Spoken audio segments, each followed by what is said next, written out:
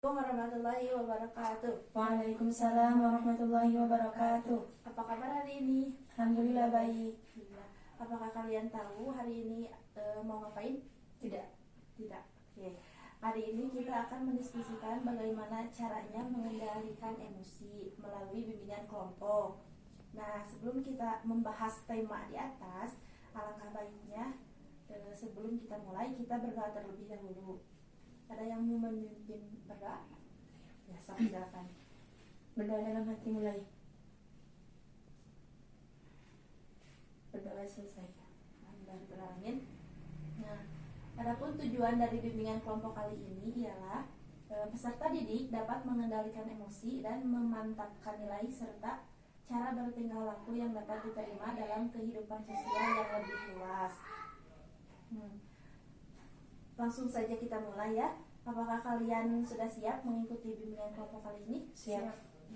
Bila sebelum kita masuk materi, saya ingin bertanya, apa ada yang tahu apa yang dimaksud dengan emosi? Perasaan. Oke. Ada lagi? Ya, oke. Nah, kata emosi berasal dari bahasa Prancis. Emotion yang berasal dari émouvoir yang berarti kegembiraan. Nah, juga berasal dari bahasa Latin emover, yang berarti luar dan moven yang berarti bergerak. Dengan kata lain, emosi adalah hasil dari reaksi tubuh dalam menghadapi situasi tertentu. Pada dasarnya, emosi adalah dorongan untuk bertindak, reaksi terhadap rangsangan dari luar dan dari dalam individu. Nah, coba contoh dari emosi. Coba Helen baca. Emosi gembira mendorong perubahan suasana hati seseorang sehingga secara fisiologi terlihat tertawa. Sedangkan emosi sedih mendorong seseorang berperilaku menangis. Orang-orang sering beranggapan bahwa emosi hanya berkaitan dengan perasaan marah saja. Padahal anggapan tersebut tidak sepenuhnya benar. Betul. Selanjutnya, jenis-jenis emosi. Nah, ada yang bisa menyebutkan jenis-jenis emosi itu apa aja? Sedih, oke. Marah, oke. bahagia, oke. Lagi? cinta mungkin. Terus? Oke, jenis-jenis emosi berdasarkan sebab dan reaksi yang ditimbulkan. 1. Emosi yang berkaitan dengan perasaan. Misalnya perasaan dingin, panas, hangat, sejuk, dan sebagainya. Nah, munculnya emosi seperti ini lebih banyak dirasakan karena faktor fisik di luar individu. Misalnya karena cuaca panas, badan juga panas. Cuaca dingin jadi juga dingin. Atau kondisi ruangan dan tempat di mana individu itu berada. Selanjutnya, emosi yang berkaitan dengan kondisi fisiologis, misalnya sakit, meriang, dan sebagainya. Munculnya emosi seperti ini banyak dirasakan karena faktor kesehatan.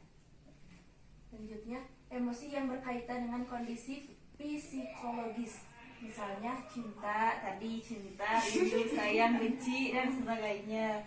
Munculnya emosi seperti ini lebih banyak dirasakan karena faktor hubungan dengan orang lain. Relationship ya. Nah, ini marah,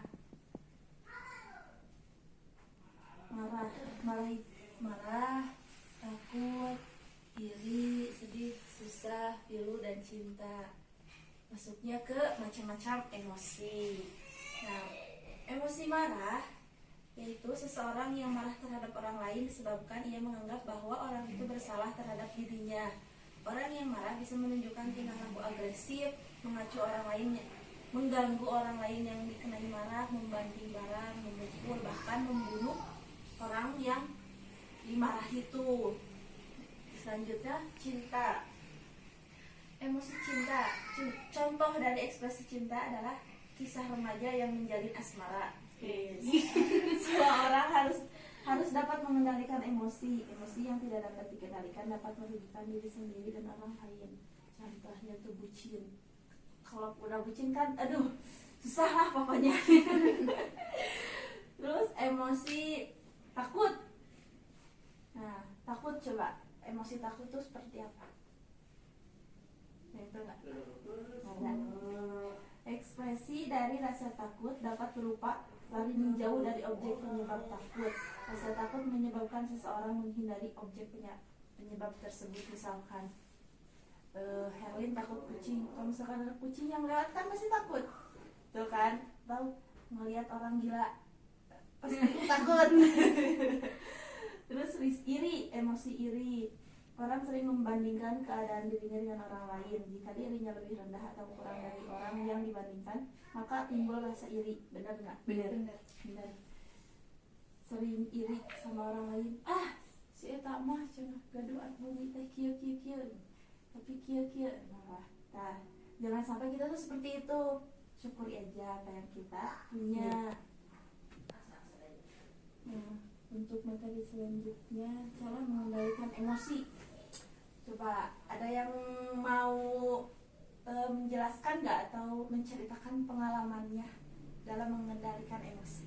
Saya Sok. dari pengalaman saya waktu di sekolah dulu, saya pernah dibully, tapi lebih tepatnya sih bukan dibully ya, Iya. lebih dekat ke dikatain gitu nih teh. Oh, dikatain apa? Dikatain saya teh pacarnya si Anu gitu. Kalau kata teman-teman saya mah, alah sharing sama sini. Kadang kan suka nibulin marah ya. Kalau lagi kesel banget mah, dari sana teh ya saya teh biasa aja, cuma mereka teh sering gitu sampai beberapa hari. Tapi saya teh mau emosi tapi asa gimana. Jadi saya coba ngendaliinnya sama ya tertawa aja gitu, ikutin mereka. Ya jadi Dibiarin aja gitu. Iya dibiarin aja, jadi saya teh ikut ketawa kalau mereka ngatain saya teh gitu. Hikmah yang dapat saya ambil dari dikatain itu, dari sana teh saya teh jadi banyak teman kan, jadi yang ngatain saya teh kan banyak ya. Jadi saya teh ikut ketawa jadi malah bersahabat gitu. Iya gitu. Jadi tambah temen. Iya teman-teman. Oke. Ada lagi nggak? Oke. Nah, di sini saya punya tips atau masukan cara mengendalikan emosi itu seperti apa. Yang pertama, setiap tindakan harus didasarkan pada akal sehat. Jangan kalau lagi marah, kan akal sehat tuh kadang-kadang blank ya. Nah, jangan sampai kita ngambil tindakan pas itu. Tunggu dulu kepala tuh dingin, baru ngambil tindakan harus gimana. Yang kedua, berpikir tenang terhadap akibat negatif yang mungkin terjadi. Mau itu positif atau negatif, kita terima aja. Jangan sampai, udah mah akibatnya negatif. Kita juga menerimanya juga dengan negatif, dengan kesal, kan jadi tambah negatif nantinya.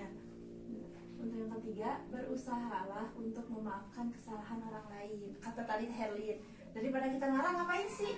Malah jadi nambah musuh. Mending kita diam-diam aja, jadi kita nambah teman gitu. Nah, untuk selanjutnya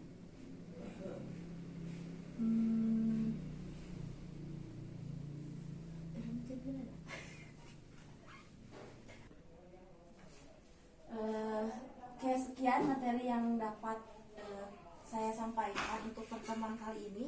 Nah, untuk kesimpulannya, apa yang kalian dapat dari bimbingan kelompok kali ini? Coba ada yang mau menjelaskan? Saya. Oke, sok, silahkan.